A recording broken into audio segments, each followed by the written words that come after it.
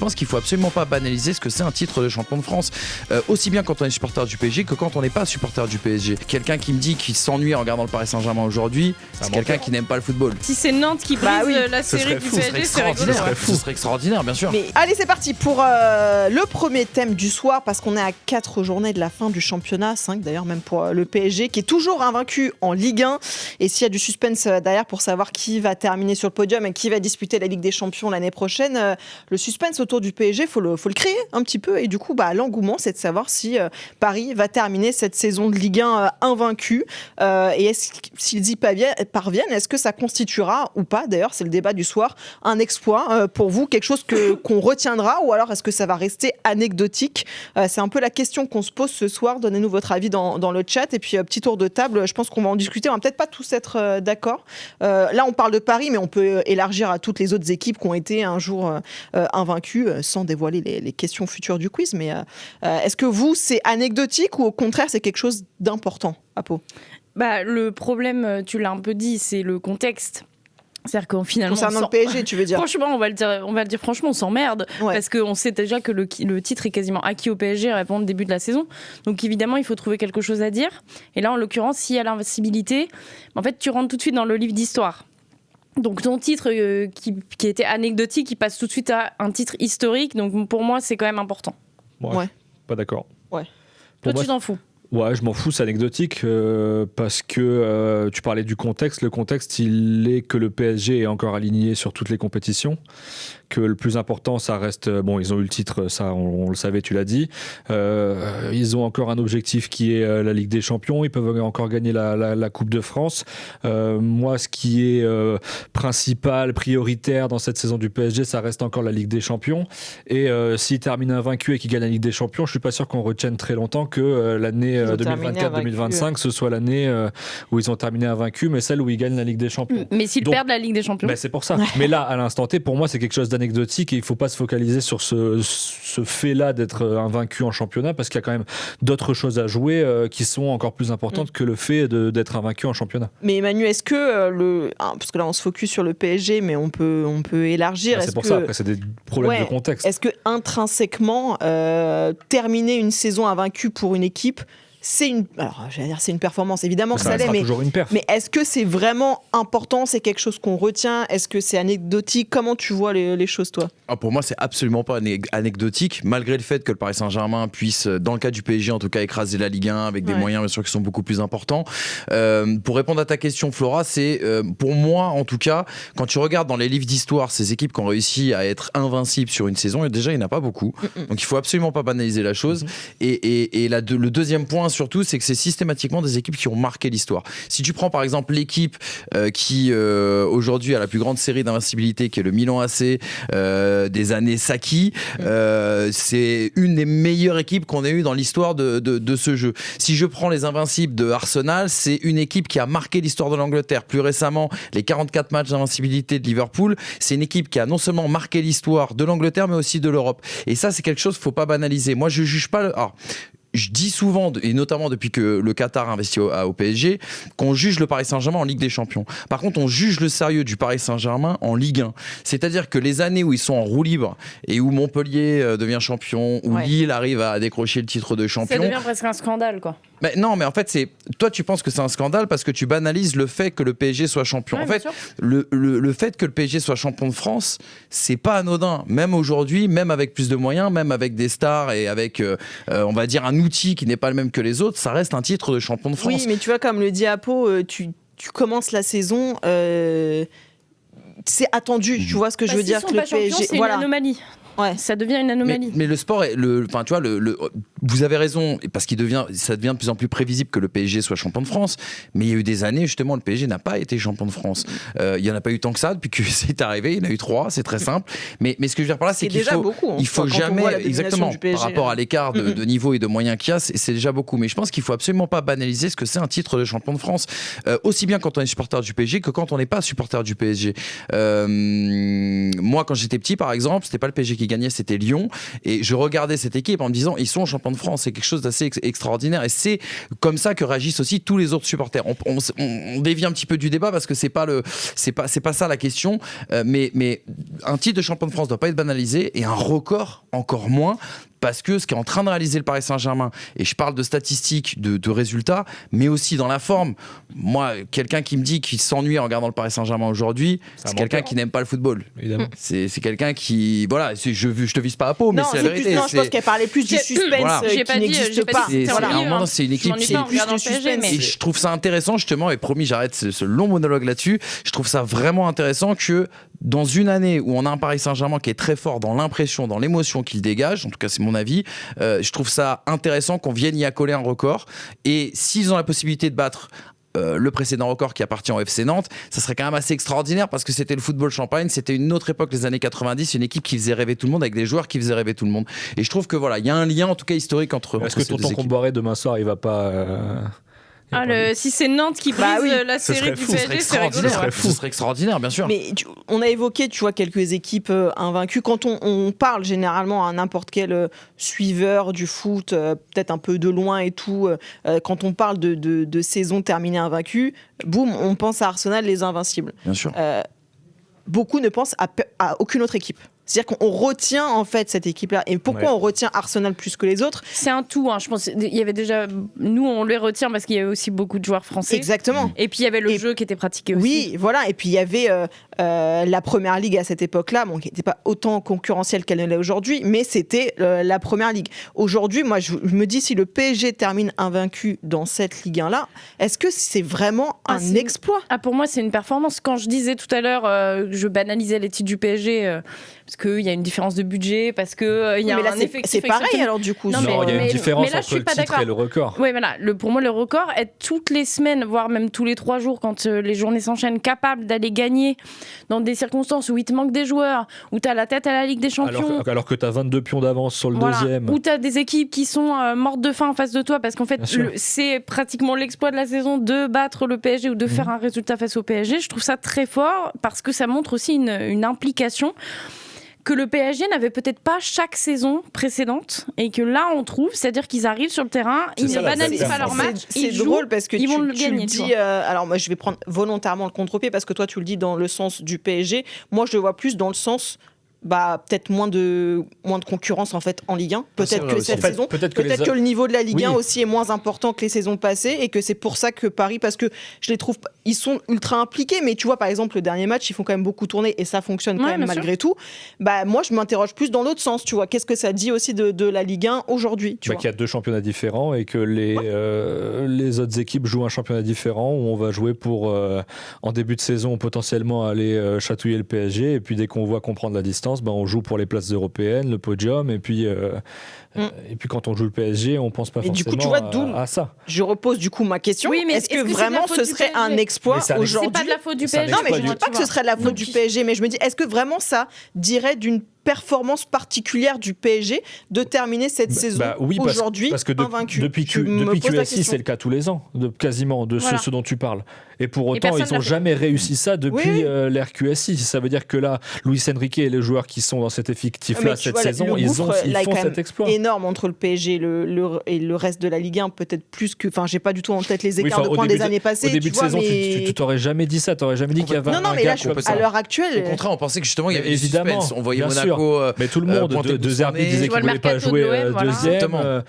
Quand on voit le mercato du PSG, on se dit là, ça va peut-être être une énième saison de transition. Et au final, on se rend compte qu'à 4 journées de la fin, ils ont 22 points d'avance sur le deuxième. Il est là l'exploit en fait. Après Flora, t'as pas tort. Je pense qu'il y a 2 explications. Je pense qu'il faut déjà ne pas retirer du crédit à ce que fait le Paris Saint-Germain et dire que, en effet, comme tu l'as très bien dit à Pau, ils sont pas tombés dans la suffisance. Chose qui est quand même arrivée. Du coup, on va t'as voir. raison, c'est vrai. Attendons de voir. Non, mais parce que moi, au-delà de la suffisance, il y a la double confrontation qui arrive, la demi-finale qui arrive, et c'est dans quelle mesure aussi la gestion, parce qu'il va y avoir le match face à Strasbourg en plus au milieu de cette double confrontation. Alors ils nous disent qu'ils y pensent pas à l'invincibilité. Ils y pensent. Quand on voit que quand ils reportent les matchs, ça les fait perdre à chaque fois derrière. On se dit qu'ils sont peut-être pas plus mal à jouer un match de Ligue 1 qui va les maintenir en forme et dans la même motivation, la dynamique, plutôt que de refaire sauter ce match contre Strasbourg et potentiellement aller perdre derrière contre Arsenal. mal. Non, mais ça très clairement, mais je trouve vraiment, s'ils finissent la saison, on va dire, invaincus, ce serait vraiment un authentique exploit. Maintenant, tu as raison, il ne faut pas mettre un voile non plus sur une chose, c'est que l'OM, le projet est beaucoup plus bancal que ce qu'on a pu dire en début de saison. Monaco, le projet est bien plus inconstant. En tout cas, l'histoire de cette saison est marquée par l'inconstance et c'est parfois un petit peu irritant parce qu'on espérait justement qu'il puisse apporter un peu plus de suspense, comme tu le disais, Apo, tout à l'heure. On a l'OL qui est dans une situation quand même financière qui est plus qu'inquiétante.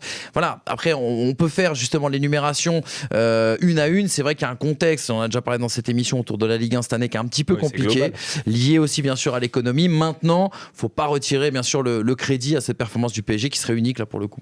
Je trouve que les Parisiens pourraient très bien arriver sur la pelouse comme ils l'ont fait certaines saisons sur les derniers matchs.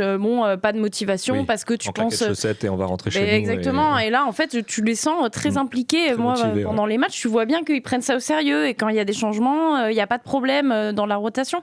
C'est tout le mérite de Luis Enrique et de son staff. Je pense qu'ils ont réussi à les impliquer.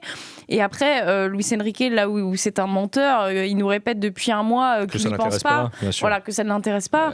Je pense quand même qu'il motive ses joueurs avec ça dans le vestiaire. Après, tu peux ne pas t'y intéresser quand tu es à 10 matchs de la fin, etc. Là, plus tu te rapproches de la fin, plus à un moment donné, tu l'as dans la tête. Et en plus, comme tu dis, il peut clairement juste s'en servir comme une motivation pour la fin de saison. C'est aussi de dire peut-être que dans 30 ans, le PSG sera plus du tout ce qu'il est aujourd'hui et qu'il y a un autre club qui va tout remporter. Je sais pas, Marseille, Monaco, ils vont mettre des moyens de dingue. Ils vont avoir une série de 8, 9, 10 titres de champion. Mais quand même, tu auras la ligne de la série d'invincibilité du PSG. Et c'est d'ailleurs le FC Nantes aussi se vante encore d'avoir ce record en Ligue 1, ce qui est normal. Oui, après, mais tu vois. Pardon, pour aller dans ton sens, j'ai l'impression qu'on retient plus le Arsenal ou la Juve qui avait, je crois, 4 points d'écart pour Arsenal et 11 points d'écart pour la Juve, plutôt que le Bayern la saison dernière qui avait 17 points d'avance sur le deuxième, où on a l'impression que c'était pas une saison si historique que ça quand on y repense. Quand j'ai regardé les stats et que je tombais sur le Bayern, je me suis dit, bon, est-ce que c'est vraiment historique la saison du Bayern, parce qu'on dirait qu'on l'a déjà oublié et qu'on parle, comme tu l'as dit, que d'Arsenal. On l'a banalisé, Excuse-moi, Florent. Non, vas-y, je t'en prie. J'étais dans un championnat où le Bayern a aussi nous habitués à être écrasant, donc peut-être que tu vois, on banalise, on minimise. Par rapport à Luis Enrique, moi je le crois pas trop non plus quand il dit ça. Maintenant, tu peux dire aussi, il est pas français. Tu sais pas ce que représente vraiment la Ligue 1, on va dire, pour lui. Peut-être qu'il est moins touché, on va dire, que des gens comme nous qui avons grandi et dont la Ligue 1 est devenue une sorte de Madeleine de Proust, tu vois. Et l'autre chose par contre qui peut être intéressant, et là je te rejoins, c'est vraiment, je pense que par contre c'est un énorme levier vis-à-vis de la nouvelle génération qui, on le sait, est abreuvé de palmarès, de stades, veut marquer l'histoire. Les records, ça compte. Les records, ça compte. C'est limite parfois plus important pour eux, les records personnels, que les records que les titres collectifs.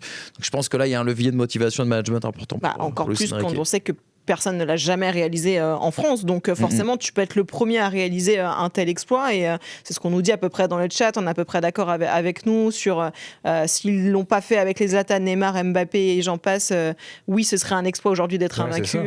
Oui, évidemment, si on le met en perspective par rapport aussi aux autres équipes qui... Et tu vois, ce commentaire, il dit tout sur le PSG en fait. Si on ne l'a pas fait avec Zlatan, Neymar, Mbappé et j'en passe, etc., ça veut dire que c'est énorme et historique. Mais c'est peut-être parce qu'ils sont pas là que tu le fais aussi cette année. Je pense qu'eux, ils s'en fichaient un peu de ce truc-là, de record au bout de la saison. Que c'est pas banal d'arriver à concerner tout un groupe qui part déjà avec une longueur d'avance, quoi qu'il arrive. Et donc, même des joueurs importants, un Marquinhos qui a je sais pas combien de titres de champion, là, qui devient le recordman des titres de champion de France. Au bout d'un moment, peut-être qu'il pourra en avoir marre d'aller affronter Reims, Nantes, en sachant pertinemment qu'à la fin ils vont être champions. Et ben, il n'empêche qu'il arrive sur le terrain, il est motivé, et qu'en plus là il y a un petit bonbon supplémentaire qui peut arriver, quoi. Moi je trouve que c'est vraiment pas banal. Faut le retenir, tu as raison. Moi, elle est presque convaincu. Presque. Je suis obligée de garder un petit peu. Est-ce que tu peux nous faire la chanson de Montaigu du coup? Non, du coup, on va s'abstenir. Vous avez raté ça. Bon, ceux qui ont vu Les Visiteurs dans leur vie ont forcément cette rêve, tous sauf Kylian en fait. Tout le monde a vu Les Visiteurs un jour dans sa vie. Je plaide coupable. Il y a une fabuleuse chanson, c'est peut-être dans le deuxième d'ailleurs, c'est peut-être dans Les Visiteurs 2. Après, j'ai pas ton âge, Flora. Mais... Je salue dans le chat, il y a un petit coucou Mayennais. Voilà. Plaisir. Évidemment. La famille. Oui, évidemment. C'est l'heure du quiz. Les amis, le chat, j'espère que vous êtes prêts, que vous êtes réactifs. Pas sûr. Pas de ouf. Je vais doubler le chat pour être sûr d'avoir les bonnes... D'être à temps, parce que nous on a un petit décalage. Enfin, si moi, la boumeuse, j'arrive à ouvrir Twitch correctement. De toute façon, le chat est meilleur que moi. Ok, Oui, souvent, oui. un petit quiz sur les invaincus, les équipes invaincues. Première question. Je te vois froncer les sourcils. Moi, je suis nulle en quiz. Je pars défaitiste, tu vois. Bah, je pars pas avec Faut pas. l'invincibilité, Allez, quoi. on y croit. Combien d'équipes... Pardon, je rigole. Oula. Il y a un Waouh. commentaire dans le chat, on lui pèlera le jonc. Ouais, on n'est pas loin, c'est presque. Et voilà, bravo, Bab J'avais pas vu, Laurent. bravo. C'est pas celle-là, mais celle-là est très bien également. Hein. Au bailli du Limousin, bien sûr, bien sûr. On a la ref, toujours pas Kylian, mais on a la ref. Combien d'équipes dans les 5 grands championnats ont réussi à terminer une saison invaincue? 4. Bonne réponse. Tout à fait. Carré. Je vais pas te demander de me les citer tout de suite parce que ça pourrait corrompre. Une autre question. Ah non, oui. ça pourrait Compromettre. compromettre. Merci. Après, si tu penses corruption, on va Ça se poser pourrait la question. compromettre le reste de ce quiz. Deuxième question. Qui est la dernière équipe en date à avoir terminé Bayer. la saison Bayer. invaincue? Je vais réexpliquer il faut, une règle faut de ce attendre la fin quiz, de s'il vous plaît. Mais oui, c'est le Le Bayer chat. Leverkusen la saison dernière. la saison dernière. Ça fait les marioles. Plus difficile comme question. Numéro 3. Qui est l'entraîneur de l'AC Milan qui termine la Oh là. saison invaincue en Serie A lors de la saison 91-92? Saki. Non. Ah, Bonne réponse, Fabio Bien Capello. sûr. Effectivement, ils étaient J'ai les dit deux, bêtise donc tout à l'heure. les hein. deux, ils étaient là genre Saki. Eh ben non, il est là, Bah, on Fabio. préfère Là, comme il est Arrigo beau. que Fabio. La Voilà. classe. Bonne réponse, Eden Rakuen dans le chat. Fabio Capello. Quatrième question. Il avait l'air aussi aimable que quand il est consultant. Ouais. On reste avec l'AC Milan 91-92. Qui est cette année le meilleur buteur du club milanais? Ah, c'est. Van Basten. Ouais, Bonne exactement. réponse. C'est un beau malade. On a Ouais, révisé. Ah, bien joué. Marco Van Basten. C'est dégoûté de pas C'est l'avoir quoi, eu, celui-là. une vingtaine. Tu vois, c'est la belle époque C'est des 25 maillots. buts là, en qui Serie A. En fait, incroyable. tu vois les Incroyable. réponses peut-être, Kylian, non? Quoi? Tu vois les réponses sur Non, la je les regarde pas. Il a vu. Il a dit non, je les regarde pas. Il a vu les réponses. Ça fait non, deux mais je les fois. regarde pas. Parce qu'on va quand même dire qu'avant l'émission, Attention. c'était apparu sur un écran et donc j'ai pas vu. Ouais. Attention, 5e question. Nous sommes bientôt à la moitié de ce quiz. Lors de la saison 2003-2004, donc Les Invincibles. Arsenal. Ah, ce nom. Avec combien de points termine Arsenal? 92, non? Non. Plus de 90, c'est sûr, je crois. Allez dans le chat. 93. 11. Après, Manu, tu m'as dit pas 92, tu m'as dit 90. 91. Oui, mais tu l'as dit, je crois, non? Ah ouais, non? T'as pas dit. Hein, c'est J'ai pas dit que- 92, moi. Plus de 90. Oui, mais après, t'as pas dit. J'ai Ah, dit c'est ça plus que de t'as dit. 90, Ouais, là, c'était je voulais être 90. honnête avec toi. Bah, bonne réponse pour C'est Arco, en fait. 90. 90. C'est Exactement. 20. Je faisais le calcul parce que c'est 26 victoires et 12 nuls. Elle était là, genre. Elle était en train de faire 26 son fois calcul 3 mental. plus J'ai dit, attends, 12. merde, je suis nulle en maths. 90 points, effectivement. Et question numéro 6, qui met fin à cette série d'invincibilité d'Arsenal la saison Ah, suivante? c'est Oh là. pas Watford, c'est un tout petit club. Non, Ah non, je confonds avec Liverpool, t'as raison, attends.